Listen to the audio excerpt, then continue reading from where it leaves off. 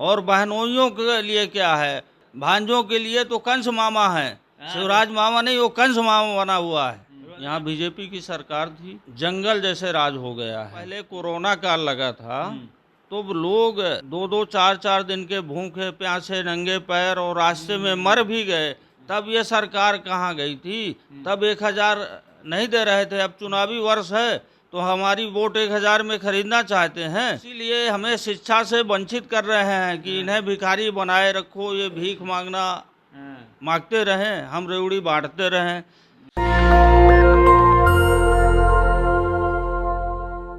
नमस्कार, मैं रवि, आप देख रहे हैं नेशनल दस्तक। इस वक्त मैं एमपी के रईगांव विधानसभा सीट है, ये सतना जिला पड़ता है, वहाँ हूँ। हमारे साथ बीएसपी के यहाँ से उम्मीदवार हैं, प्रत्याशी है विधानसभा के, देवराज अहिरवार जी होंगे।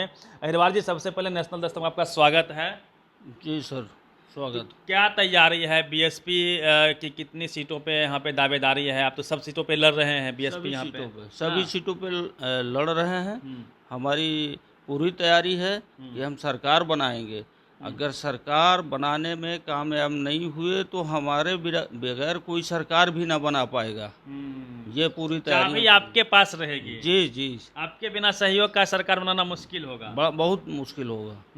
तो क्या लगता है अहिरवार जी, पिछली बार चूंकि ये जो विधानसभा सीट है यहाँ पे रनर रही थी बीएसपी और काफ़ी चर्चा हुआ था इस क्षेत्र में, तो इस बार कितनी तैयारी है? क्या सीट निकाल लेंगे आप? बिल्कुल निकाल लेंगे और कोई शंका नहीं सीट निकालने में।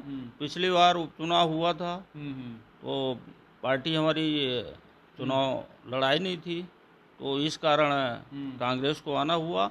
आज 25 सालों से यहाँ बीजेपी की सरकार थी तो एकदम जंगल जैसे राज हो गया है।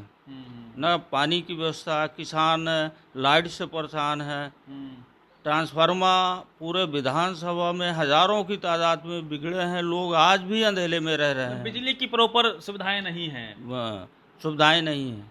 मैं अभी घूम रहा था आपके क्षेत्र में ही, एक चापाकल पे लोग, हजारों की संख्या में लोग डब्बा लगा के लाइन में लगे हुए हैं, पानी की व्यवस्था नहीं है। हाँ, वही तो बता रहे हैं, बहुत समस्या है, पानी की भी समस्या है, किसान भी परेशान है, न यहाँ कोई नहर की व्यवस्था है और लाइट वाली जटिल समस्या है ही है। और जो गरीब आदमी मकान बनाए हैं उनके पट्टे, सरकार तो पट्टे बांट रही है, बशर्ते लोगों को आज भी दबिश दे के निकाला जा रहा है, उनकी झोपड़ियां हटाई जा रही हैं। जो भूमिहीन लोग हैं वो बसे हुए तो हैं सरकारी जमीन पे, लेकिन उनको पट्टा नहीं मिला है, मीन्स उनको कोई रसीद वगैरह कागजी नहीं मिला है। कुछ नहीं। कुछ सरकारें आज से लगभग 30 साल पहले, 40 साल पहले पट्टे दिए गए थे, वो आज तक कब्जा नहीं मिला उन्हें। कब्जा नहीं मिला, अभी भी दबंगों का सामान तक उस पर कब्जा है। अभी तक कब्जा है। मैं सर पूरे यूपी की, पूरे एमपी की बात करूं तो जो बहुजन समाज की स्थिति है, चाहे वो सामाजिक हो, राजनीतिक हो, क्या आकलन आप लोग करते हैं? क्या अभी भी जातिवाद हावी है, सामंती व्यवस्था हावी है यहाँ पे? है, कुछ जगहों पे गाँवों में हावी है।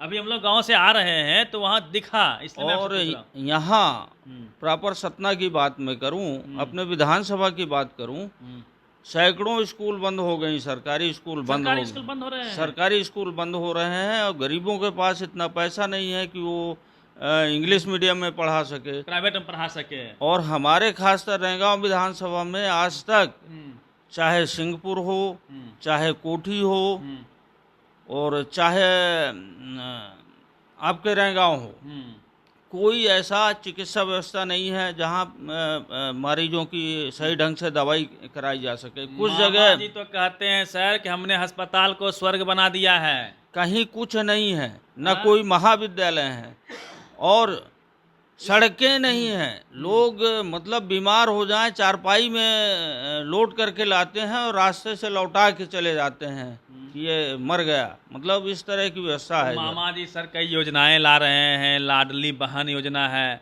उसमें 1000-1000 रुपया महिलाओं को मिल रहा है। किसानों का सम्मान निधि उन्होंने 2 गुना कर दिया, मीन्स आधा जो जितना केंद्र सरकार देती थी उसका वो उतना ही देगी राज्य सरकार भी अलग से। अभी इसके पहले कोरोना काल लगा था तो लोग 2-2, 4-4 दिन के भूखे प्यासे नंगे पैर और रास्ते में मर भी गए, तब ये सरकार कहाँ गई थी?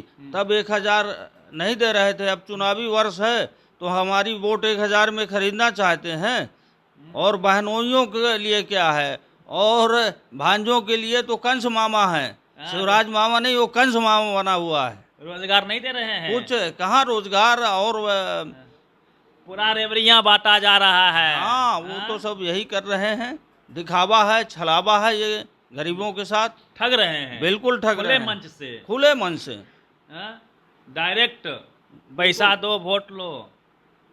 इसीलिए हमें शिक्षा से वंचित कर रहे हैं कि इन्हें भिखारी बनाए रखो, ये भीख मांगते रहें, हम रेवड़ी बांटते रहें। अब इनके पास ये कर्ज लेते हैं और कर्ज लेके बांटते हैं, तो आज रेलवे बेचे, कहीं एमपीपी को बेचे, तो ये कोई बहादुरी कर रहे हैं, देश को बेच रहे हैं। सर मोदी जी का कितना मैजिक, एक तो मामा जी हो गए, मामा जी चुकी रहे हैं लगातार, एंटी इनकम्बेंसी हो सकती है, लेकिन मोदी जी का मैजिक का क्या करेंगे आप लोग? क्या काट है, राम मंदिर बनवा दिया, हिंदू मुस्लिम के फ्रंट फुट पे खेलती है बीजेपी। अब देश तो संविधान से चलता है, अब कोई इससे नहीं चलता। हिंदू राष्ट्र नहीं चाहिए, हिंदू राष्ट्र नहीं, अब वो पुराना जमाना मनुवादी व्यवस्था लाना चाहते हैं, वर्ण व्यवस्था। हमारे लोग अनपढ़ लोग हैं, समझ नहीं पाते, वही भटकाए हुए हैं। अच्छा, वही हिंदू के नाम पे जो है आपस में बट रहे हैं सब। तो क्या लगता है, जब चुनाव की हम बात करें तो बीएसपी की जो यूएसपी रही है अम्बेडकरवाद को आगे बढ़ाना, और पूरे देश में कहीं ना कहीं आपकी पार्टी की वोटर्स हैं, किसी से गठबंधन नहीं करते हैं, आप पूरे सीटों पे खुद लड़ते हैं, सीटें निकल नहीं पाती है। क्या पॉलिसी है सर पॉलिटिकल आप लोगों की? अब ये हमारे लोगों को भटकाया जा रहा है, हालांकि कुछ हद तक हमारे लोग समझ पाए हैं, और इसका 2023-24 में रुझान अच्छा आएगा, हम मजबूत होंगे। यहाँ से आप जीतने जा रहे हैं, आपका दावा है? जी, अब मैं तो सेवा करता हूँ लोगों की। अच्छा। मुझे तो किसी पार्टी से डर नहीं है, ये जनता का आशीर्वाद है, जनता आशीर्वाद देगी। यहाँ से जनता के बीच से आप लोग मेहनत जी कर रहे हैं। जी, ये पार्टी हमारी नहीं, ये महापुरुषों का आंदोलन है, तो ये चलता रहेगा और हम लोग उसे आगे बढ़ाने का काम कर रहे हैं।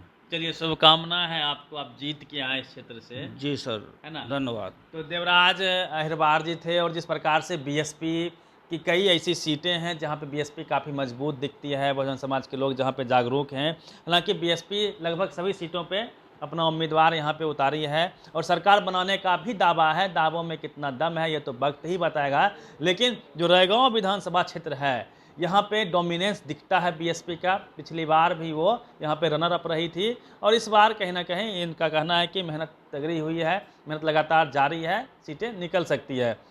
पूरी बातचीत पे अपनी प्रतिक्रिया दीजिए Ravi Mehta, national Dastak MP. National Dastak की आपसे गुजारिश है कि अगर इसको बचाना चाहते हैं तो नेशनल दस्तक को सब्सक्राइब करने के लिए रेड कलर के सब्सक्राइब बटन को दबाएं, फिर बेल आइकन की घंटी दबाएं। नेशनल दस्तक को बचाने के लिए बहुत जरूरी है कि हर खबर को शेयर करें, लाइक करें, कमेंट जरूर करें।